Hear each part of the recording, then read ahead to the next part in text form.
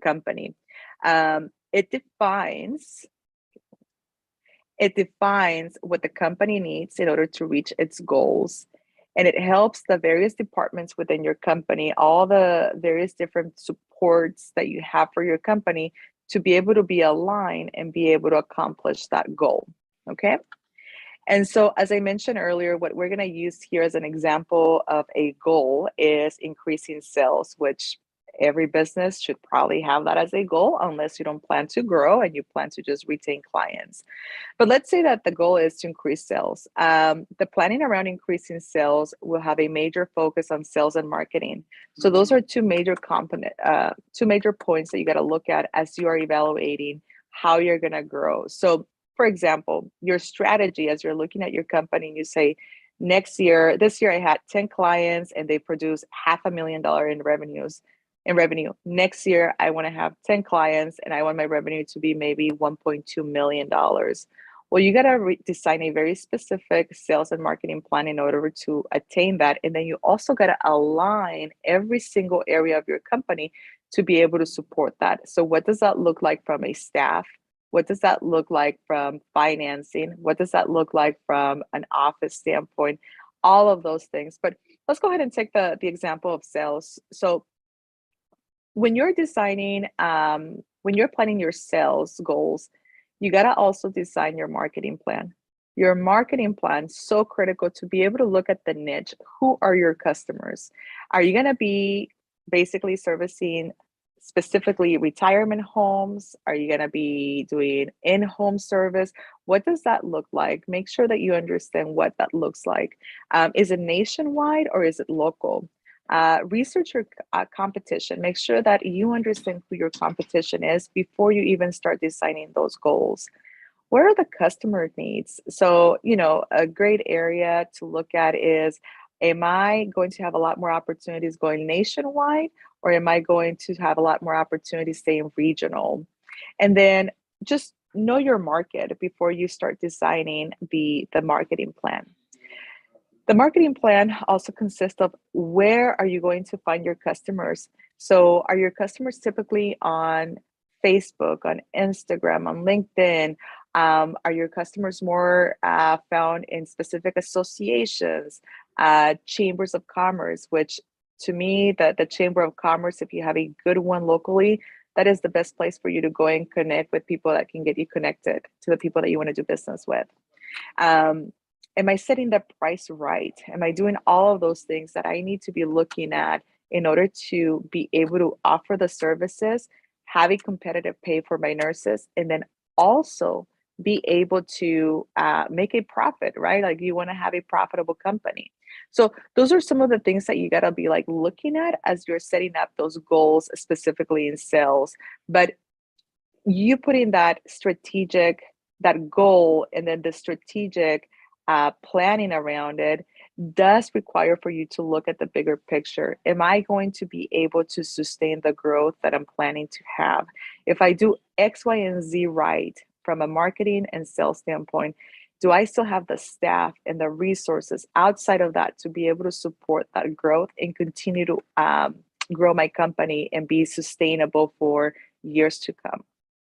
So I'm going to stop here because I know that I've thrown a lot and I like to stop. But do you have any questions so far? Shamika or any of the attendees, do you have any questions regarding the specific points that I'm covering right now? No questions here. It sounds good. Yep. Perfect. Keep going. I like it. I'm throwing a lot. Sorry about that. Well, and then the biggest thing, I'm going to ask this. So Shamika, for your business, and I know especially with NOSA being such a large community of over 6,000 members now, I know this year you had your very first and successful conference in Atlanta, and you're planning to do it next year. So talk to me a little bit about how you're looking at maybe growing that conference. What are some of the things that you're doing from that specific plan, strategic planning, to be able to ensure that not only are you able to review this big success that you had this year, but maybe you double that next year? So what are some of the things that you're looking at as you're ending the year, reviewing the successes you've had specifically within the NOSA community?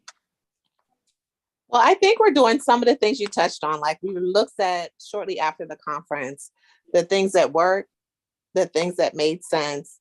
And then of course we reached out to our audience and our speakers to get feedback. So we definitely wanted to incorporate in the conference for next year a lot of the feedback from the attendees to make sure that it's something that they not only look forward to, but also get what they need from the experience. So we're doing a couple of different things around like marketing and campaigning, but we're also going to reach back out to the audience that attended last year and offer discounted pricing. That is fantastic. And one of the things that we can look at, I'll speak about PLEX Capital, is our company has grown quite a bit from when we started the business to where we are right now. So one of the things that we're doing here at PLEX Capital is having a major focus on continuing to grow the client base that we have in staffing, but then also even expanding to other specific markets. So staffing is such a broad type of business or industry. And what we have realized is that we are really, really good at nurse staffing, like that is our forte. But as the dynamics of the market is changing, we got to be able to explore other markets. And so that includes maybe light industrial, that includes IT, that includes every aspect of staffing that you can think about without necessarily losing our forte or our niche, which is nurse staffing. And so our company, in order to be able to get to the next level, not only has to be really, really good at who we are and what we do as far as servicing the nurse staffing world here in the US, but also looking at, okay, what other industries can we tap in without necessarily changing our business 180 degrees completely different, and then impacting the talent, the resources, the risk management that we have to put in place in order to ensure that all the funds that we send out we get back, but also just to be a profitable and competitive company. And so as we're looking at 2023 ahead, these are some of the things that we're looking at and saying we got to go and not only have the internal talent and have the goals, but we got to make sure that strategically speaking, we're planning around it to be able to support the growth. Because one thing is to be able to get those clients. The other thing is, are we able to retain them because we're providing good service and we understand their industry? So gaining another client doesn't automatically give you the security that you're going to make a profit. You got to be able to sustain that client, service that client, and make sure that it becomes a long-term relationship, because that's the only way that a company like ours can make money, if it's a long-term relationship. If it's a client that we just signed up and we were not able to service them, it was just a wasted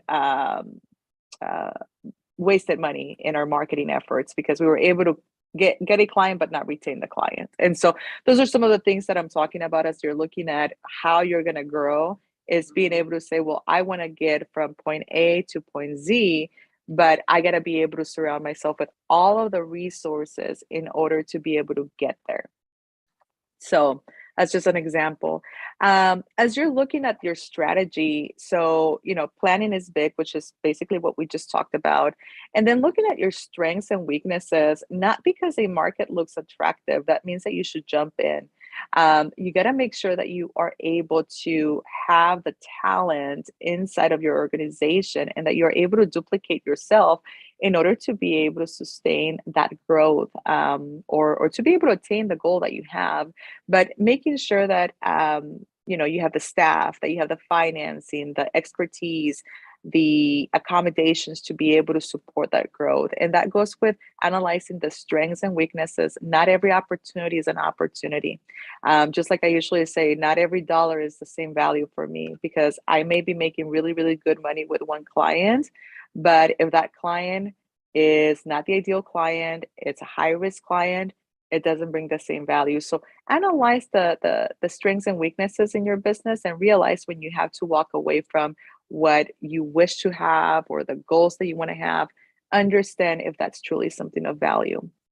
The efficiency of how you put the business strategy, that also counts. So what level of involvement do you need to have in your company? Are you the one that is wearing 10 different hats?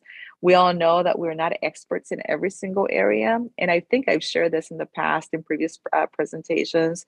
I'm really, really good when it comes to building relationships, business strategy, from a sales and marketing standpoint. But for the life of me, you cannot put me in anything that our COO does here in the company, or VP of credit and underwriting. I am not good, even though I'm one of the founders of the company. I am not good when it comes to accounting, or I know accounting, but I don't want to do accounting. And so I share this because it is so critical for you as you're looking at how you're going to gain efficiency in your company, is understanding that you're not going to be able to do it all, especially everything that a business requires when it comes to bookkeeping, accounting, financing, risk management, hiring, HR, every area of the business. You're just, I don't care how smart you are, you're just not going to be efficient if you're trying to do all of that. And so, for example, one of the things that I have noticed as the NOSA community has been growing is, Shamika, you've been really, really good about hiring or contracting various different tasks that you probably are not the best person to be doing it, or maybe they are not necessarily where you're going to be maximizing your time. And so, can you talk to me a little bit about how you've made those decisions in order to increase efficiency in your organization, Shamika? Well, I think one of the ways that we were able to do that was just kind of identifying that even if you have 24 hours in a day, you're not going to be using all of them working. And we found, as individuals who worked in the business, which is the case for some of the NOSAs, that eats up at least 12 hours of those 24. So if you're somebody who's an agency owner who works in the business, now you only have 12 hours potentially to work with, assuming you're not sleeping. So adding people into the mix, adding help into the mix was really important, because then we want to make sure that things are getting done. And a lot of the tasks, like you mentioned, especially on the administrative side of the business, can be done by other individuals. There aren't things that you have to complete yourself. So making sure that you're organizing what you're doing so that when you hand it off, the person has the skills and information to take care of that is important. And then also understanding that allows you to put your focus on developing the business. So for us, we're a team of 5. We do have 2 virtual assistants that operate in different roles, but for the most part, in our business, maybe 6 months or 9 months in, we always had some sort of support staff helping us with, specific areas in the business. Yeah, and it's so critical. I would say I've been in this specific industry of factoring or accounts receivable financing for, it's going to be 16 years now. And I've worked with thousands of businesses in various different industries throughout the US in my career. And I will say that's probably the number one thing that I see where they probably fail the most. They're wanting to, wear so many hats. And so the efficiency, as you're planning the strategy of your business for 2023, focus on what is your forte. And like I said, I would never be able to, like, you can put me in a room and say go do accounting, and I know exactly what to look for and things like that, but my brain is just not there. I bring the money when it comes to sales, when it comes to marketing, when it comes to those things, building relationships, but you cannot pay me enough to be in a room. So what benefit would I bring to the company if I were to say, now I'm going to be taking the financing, the accounting, and so on? There's no value in me, but in that specific area. But as it relates to everything else, that's where my value is. So just realizing that as you're strategizing for next year, you got to look at truly, honestly yourself and say, okay, what am I really, really good at? And what are some of the things that I have to contract out, outsource? And you don't necessarily have to hire people. I will tell you, we have a buffet of attorneys throughout the US, really, really good ones. We don't have them in-house, but we have various different attorneys, some that manage everything that has to do with HR related stuff. Others that deal specifically with all the risk management and risk mitigation for our company. Others that are specifically dealing with potential liabilities for the business, all of those things. So we have a huge, huge team of attorneys. We don't have it here in-house, but we go to specific attorneys that are very well known in every area of expertise, and then we hire them out. And so just knowing that you got to go and surround yourself with experts in the industry, being finance, being law, being HR, whatever it is, go and hire them out and make sure they're going to be supporting your business and are going to align with your business goals, what you have. And that's all I have from an efficiency standpoint. And then control. So it's great that you can go and hire out people, and like Shamika, the virtual assistants that you have.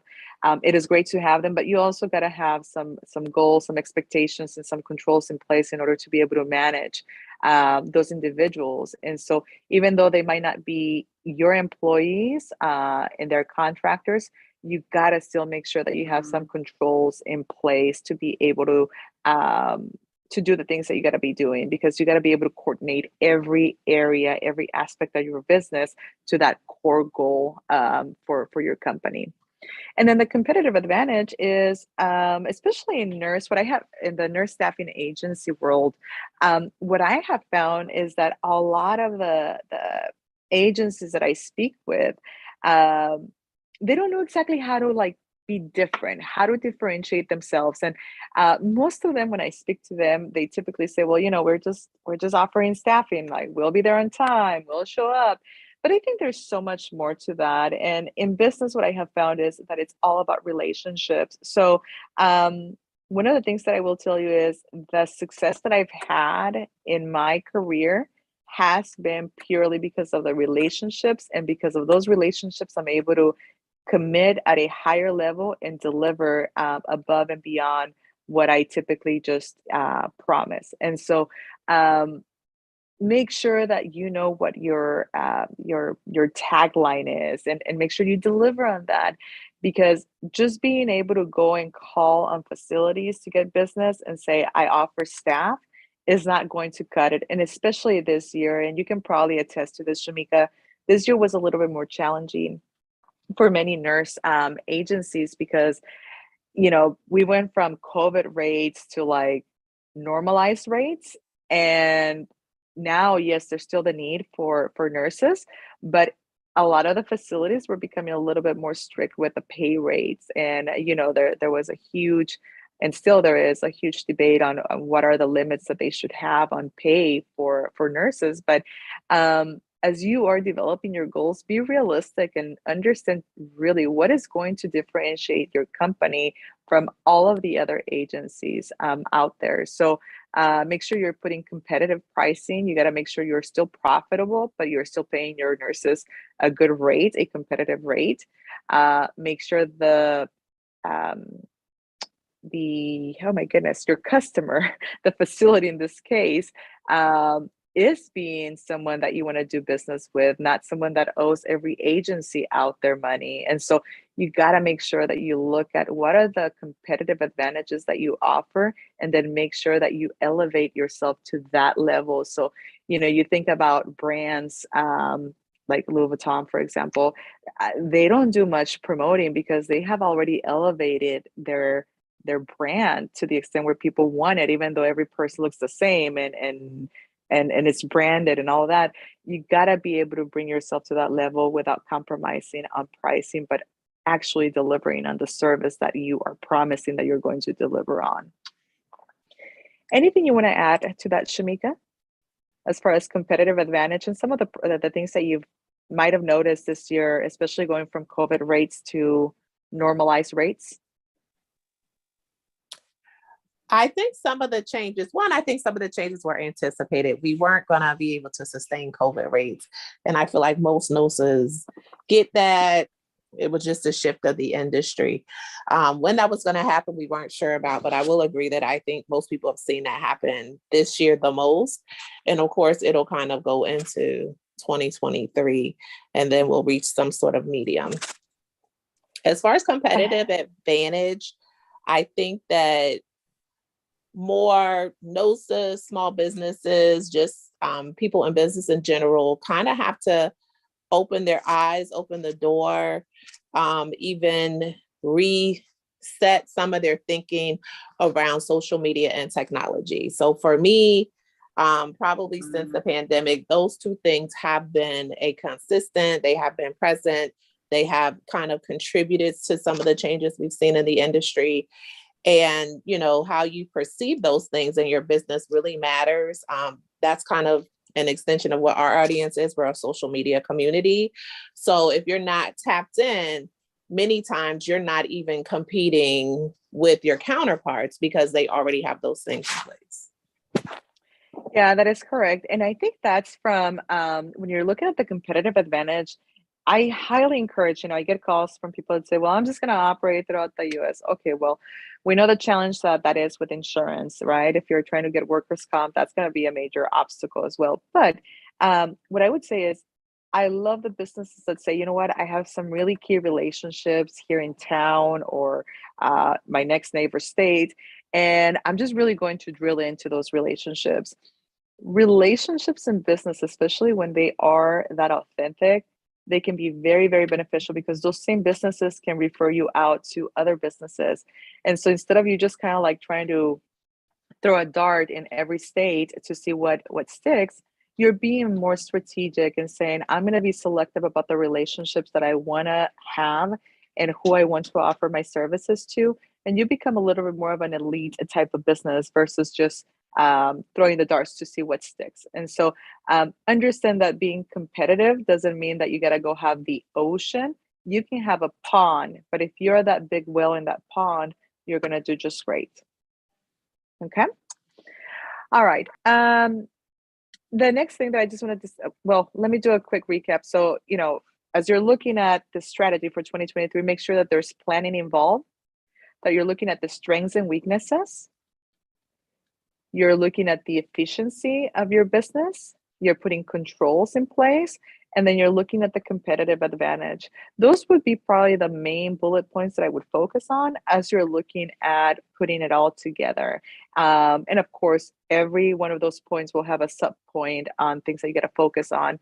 But the last thing that I want to say is it is highly risky not to have a business strategy, to go into business in general or going into a new year and not knowing where you're going to be or where you would like to be. It really jeopardizes everything that you've done for your business. So if this year was well for you, it went well, and you had success. If you go into business kind of like blindly, kind of just, we'll see what happens, you will probably be left behind. And this is by no means any tactics to scare anyone. It's just a reality for any business. Any business that goes out there and says, we'll see what happens, and there's no strategy to sustain the business or grow the business, you're just not going to make it that far. And it's okay to have a business style business. What we call a lifestyle business, something that kind of gives you money every month and it's fine, and you're not ambitious. You don't want to be the next Walmart of the world or the next Amazon of the world. That is fine. But nonetheless, you still got to have a plan. And so the lack of having clarity of those objectives can really put you out of business and eliminate you from the game. And so depending on what those long-term goals are, just make sure that you are taking the time to go and work with someone. The SBA or score.org, ORG, those are great organizations that can give you support on how to go and strategize, how to go and be a little bit more goal-oriented for your business. So you do have the support of other people. So maybe this is the first year that you've owned a business and you're unsure on how to go about strategizing. There's so many organizations out there that can help you. And I know that places like, the NOSA community can provide some help. There's some mentors there. If I remember correctly, Shamika, you also do some mentoring as well. So being able to go to people that have done it, that have the experience, or even free organizations like Score.org are able to give you that guidance and that support for you to take your company to the next level. So I encourage you to not just sit there and be like, oh, let me see what happens. I think I'm doing good. No, no, no. Be very strategic about that, because that is going to make a difference in your business. And that's all I have. What questions do you have, Shamika, or what would you like to add? No, I totally agree. I think for us, SCORE was a great resource. The SBA, Chamber of Commerce, all the things that you listed that are in your local communities are great resources to kind of get you going. And then, over time, if you wanted to have like more specialized mentoring or training or support, the NOSA Group and some other organizations are great resources for that. But jumping in without a plan can really set you back. And it can also set you back in a time where our industry is not only very popular, but very competitive. So you want to make sure that you're thinking through a lot of the things that Amanda touched on, especially the whole trying to take over the whole country or the whole state. One of the things that we did was we specialized in the Southwest, and that was it. We didn't venture beyond that. And that allows you to kind of have more control as well, and make sure that you have all the things and all the people in place prior to expanding, if that was something that you wanted to do. That wasn't the case for us, but you can be equally as successful in your home state or in your home region or area as you would be if you decided to go nationwide. If you are organized, structured, if you have systems in place and you have quality experiences with your clients. So I don't want people to think that growth is expanding into other states is the only way to grow. No.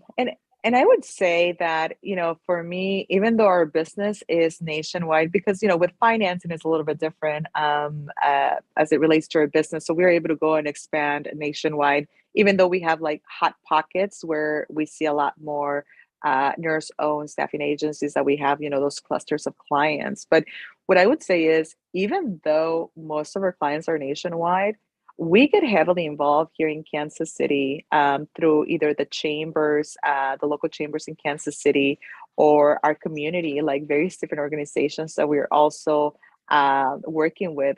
This year, we adopted, I think, about 17 different charity organizations to support here in Kansas City primarily. And so what I will say is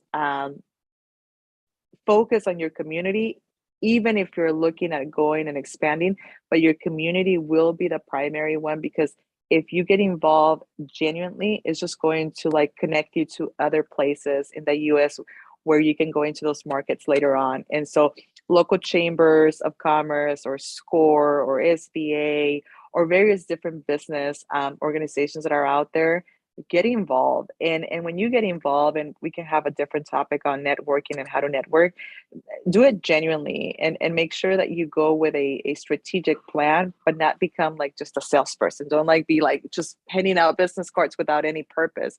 Go and meet people and truly become a member of the community, and they will connect you nationwide. And it's pretty fascinating how it happens, because it's like a spider web. Like you just like start getting to know people all over the US, and all of the connections, you can backtrack them originally to your town. So focus on developing those relationships in your town, and it's just going to spiderweb and create more opportunities nationwide.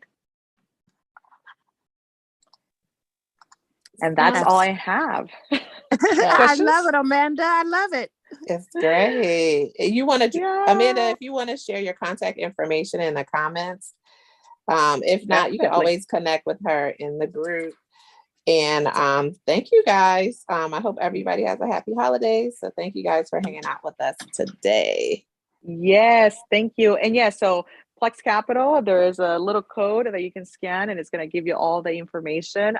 You can also find all my information within the NOSA community or at plex.com, plexcapital.com. We do service, like I said, companies all over the US. So the the region or where you're at is not a restriction for us. And you can also give us a call, and we'll try to give you some guidance as far as like what to do with your business. It's not necessarily that we're always just wanting to speak with you if you're doing business with us. We do get involved with our community, like I said. And so if you have questions about what I should do for next year, or like how should I go about this, we may not have all the answers, but we can give you probably some guidance to try to get to the experts. Okay. All right. Thank you. All right. Thank you. Amanda. Blessings to all. Bye bye. Happy holidays. Bye-bye. Likewise. Bye. Bye.